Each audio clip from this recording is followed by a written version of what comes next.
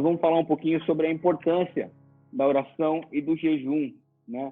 Jonas, no capítulo 1, versículos 5 e 6, eu mesmo vou ler para que seja mais rápido, tá?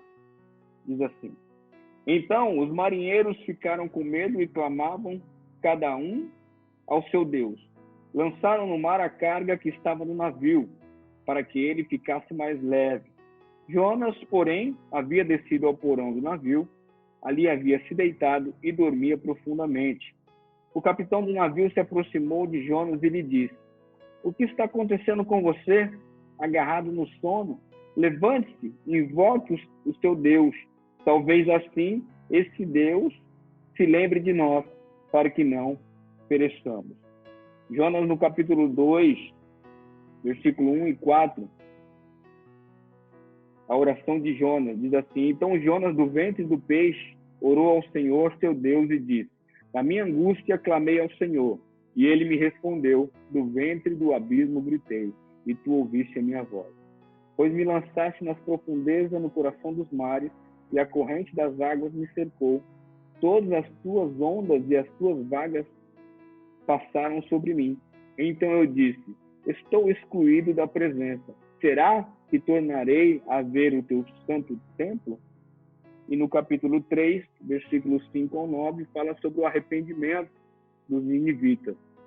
Os ninivitas creram em Deus, proclamaram um jejum e vestiram roupa feita de pano de saco, desde o maior até o menor. Quando essa notícia chegou ao rei de Nínive, ele se levantou do seu trono, tirou os trajes reais, cobriu-se de pano de saco e sentou-se sobre cinzas, e mandou proclamar e divulgar em Nínive o seguinte: Por mandado do rei e dos seus nobres, ninguém, nem mesmo os animais, bois e ovelhas, pode comer coisa alguma. Não lhes deem pasto, nem deixem que bebam água. Todos devem ser cobertos de pano de saco, tanto as pessoas como os animais. Então clamaram fortemente a Deus e se converteram, cada um do seu mau caminho e da violência que há nas suas mãos. Quem sabe, talvez Deus se volte e mude de ideia e então se afaste do furor da sua ira, para que não pereçamos.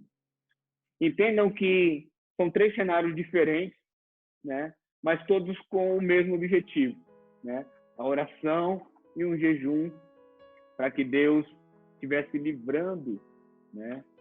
Os livrando de uma situação que não era agradável, né? No caso de Nínive, era a destruição de toda uma nação, né? No caso dos que estavam no navio, teria o navio afundar, e no caso de Jonas, a morte dentro da barriga do peixe, né? Todos clamaram, todos oraram, pedindo a Deus que Deus se voltasse, né? Se Deus mudasse o cenário, e se voltasse não trouxesse a sentença sobre a vida dele, né? E o engraçado é que essas 3 passagens, elas terminam da mesma forma, né? Com ponto de interrogação. Todas elas têm uma incerteza, porque embora eles estivessem orando, estivessem clamando, não era certo que Deus iria os livrar, né? Nessas 3 passagens eles colocam um ponto de interrogação, né? Será, talvez, que esse Deus se lembre de nós, para que não pereçamos, né? No caso do rei falou a mesma coisa, e Jonas, ele também disse: Estou excluído da tua presença. Será que tornarei a ver o teu santo templo? Né? São indagações, porque eles sabiam que estavam errados, sabiam que estavam fazendo coisas que não eram do agrado do Senhor, e mesmo assim eles pediram e oraram a Deus para que Deus mudasse a sentença dele. O que nós podemos trazer dessas 3 passagens, né?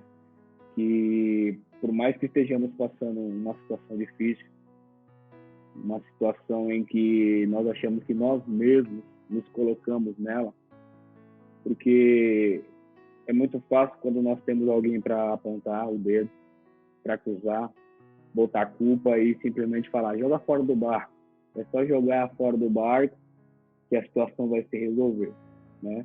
Mas e no caso de Jonas?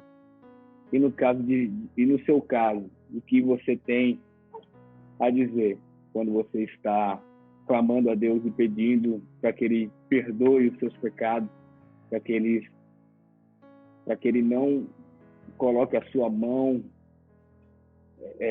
para trazer a ira dele sobre a sua vida?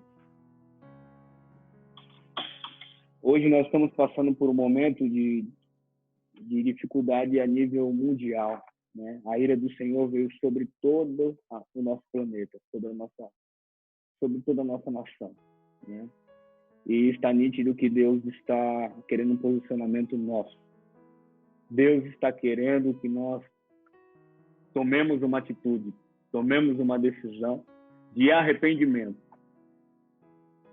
que nós nos convertamos e continuemos falando do seu amor e da sua misericórdia, que continuemos a pregar que Deus,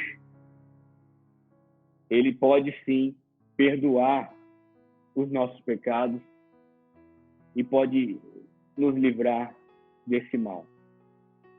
Para a gente fechar isso, nós vamos falar sobre a misericórdia de Deus no versículo 1, capítulo 1, versículo 14 ao 16, diz assim: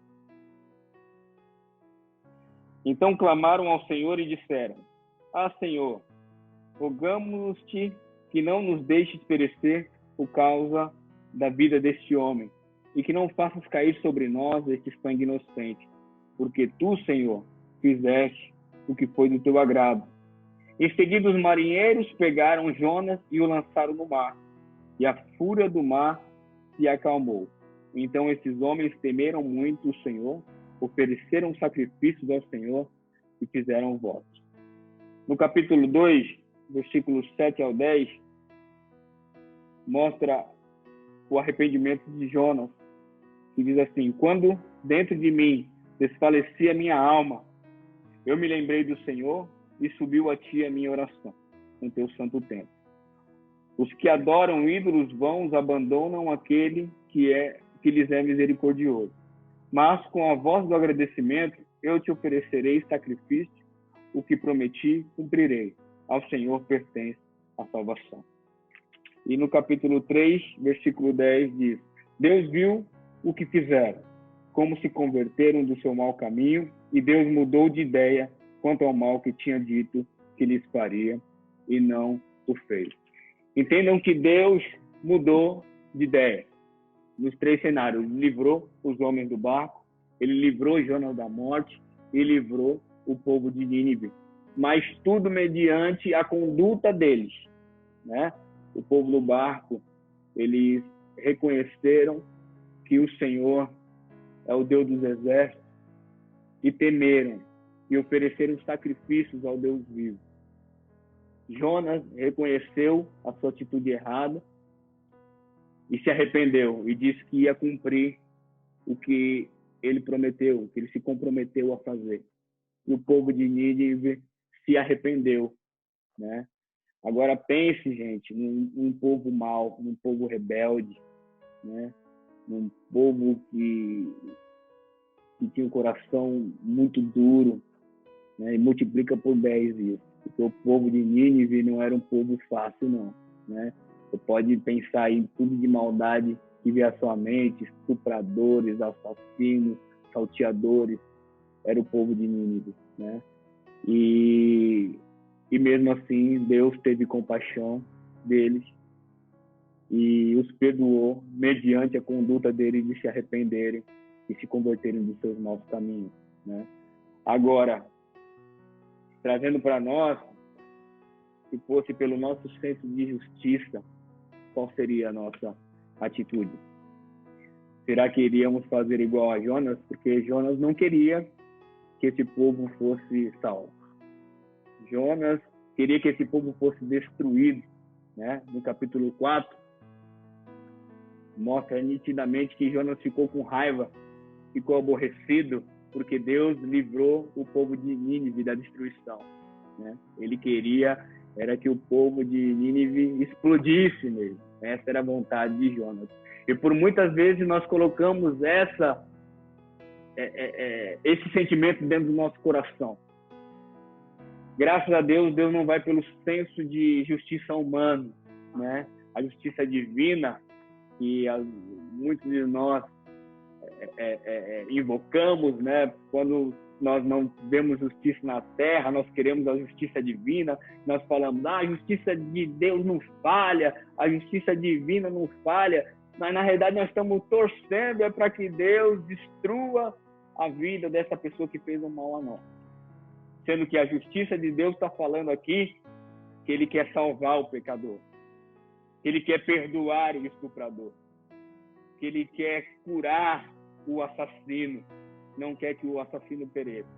E é difícil para nós, com a visão humana, com as nossas concepções, os nossos princípios, entender isso.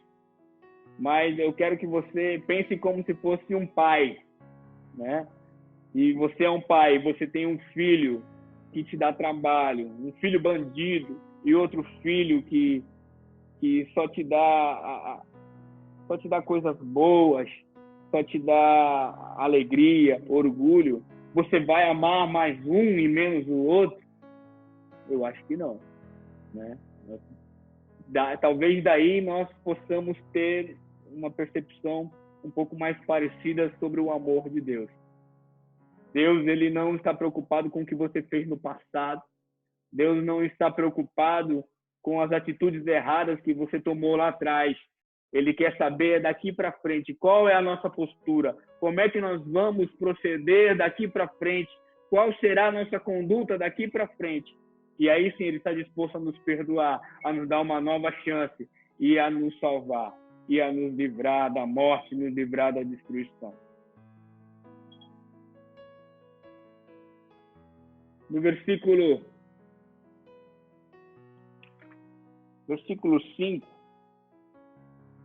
do capítulo 4 em diante, diz assim: Então Jonas saiu da cidade e sentou-se num lugar a leste da mesma. Ali construiu um abrigo, sentou-se na sombra para ver o que aconteceria com a cidade. Então o Senhor Deus fez crescer uma planta por cima de Jonas, para que fizesse sombra sobre a sua cabeça, a fim de o livrar do seu desconforto. E Jonas ficou muito contente por causa da planta. Mas no dia seguinte, ao amanhecer, Deus enviou um verme que atacou a planta e ela secou. Quando o sol nasceu, Deus fez soprar um vento leste muito quente. O sol bateu na cabeça de Jonas, de maneira que ele quase desmaiou. Então pediu para morrer, dizendo: Para mim é melhor morrer do que viver. Então Deus perguntou a Jonas: Você acha que é razoável essa sua raiva por causa da planta? Jonas respondeu: É tão razoável que até quero morrer. E o Senhor disse: Você tem compaixão da planta que não lhe custou nenhum trabalho. Você não a fez crescer. Numa noite ela nasceu e na noite seguinte desapareceu. E você não acha que eu deveria ter muito mais compaixão da grande cidade de Nínive, em que há mais de 120 mil pessoas que não sabem distinguir entre a mão direita e a mão esquerda, e também muitos animais? Olha só como é o nosso senso de justiça. Aqui Jonatas, ele se compadeceu de uma planta que morreu, fez até um draminha aí, né? E acho que se Jonas fosse ator, ele ia fazer drama, né? Porque quando estava na barriga do peixe, estava pedindo pelo amor de Deus para que Deus livrasse ele da morte, né? Aí a plantinha morreu, ele, eu quero morrer! Eu não quero mais viver! Então, pense bem, o camarada estava meio desorientado das ideias, né? Porque ele sabia que estava num momento de conforto, que Deus não iria acabar com a vida dele por conta disso. Por isso que ele se expressou dessa maneira, porque eu duvido, né, que se ele achasse que Deus ia tirar a vida dele mesmo, ele teria se expressado dessa forma. Mas eu quero que nós entendamos que muitas vezes nós invertemos os valores. Ele não teve compaixão do povo de Nínive, sendo que as próprias pessoas do barco que não conheciam Jonas teve compaixão dele, teve misericórdia dele, não queriam lançar ele ao mar. E o próprio Deus teve misericórdia dele, não deixou ele perecer dentro da barriga do peixe, mas ele queria que o povo de Nínive fosse destruído. Mas queria morrer por causa de uma planta, porque a plantinha tinha morrido. Então, trazendo para os dias de hoje, tem muita gente aí que está dando mais valor para o seu chihuahua, né? O seu pincher, o seu poodle dentro de casa aí, do que propriamente para as pessoas da sua própria família. Você quer que o seu cunhado vá para o inferno. Você quer que a sua sogra vá para o raio que o parta. Mas o teu xodó, o teu cachorrinho, você faz até oração em jejum pela vida dele. Entenda como os valores estão se invertendo, irmão. Entenda como o nosso senso de justiça humano, ele é falho, ele é pecaminoso. Ele está totalmente fora do que Deus tem para nós lá na frente. Aqui Jonas, ele inverteu tudo e se compadeceu de uma planta, mas estava querendo condenar mais de 120 mil pessoas. Que todas as pessoas seriam destruídas. Que possamos refletir no que é que Deus quer de nós. Que possamos refletir que as nossas ações, elas podem impactar, elas podem interferir sim na vida de outras pessoas. Que as nossas decisões, elas têm consequências. E que possamos pedir o direcionamento de Deus em tudo que formos fazer, para que nem nós, nem a nossa família e nem a nossa nação venha sofrer por causa das nossas decisões. Vamos trazer a responsabilidade para nós. Traz a responsabilidade para você. E começa a entender que assim como Deus, ele pode te usar como um agente abençoador, você pode ser um agente que cause dor para toda uma nação. Talvez tudo isso que estejamos vivendo hoje, essa ira de Deus sobre o nosso planeta, tenha sido porque Deus está querendo chamar a nossa atenção. Deus está querendo trazer de volta ao nosso entendimento que Ele é o Senhor e Ele está acima de tudo, está acima de todos, e que Ele é o principal de tudo, Ele é o foco, Ele é o Senhor da nossa salvação. E estamos dando prioridade para tantas outras coisas, menos para o Senhor dos Exércitos, o Deus da nossa nação.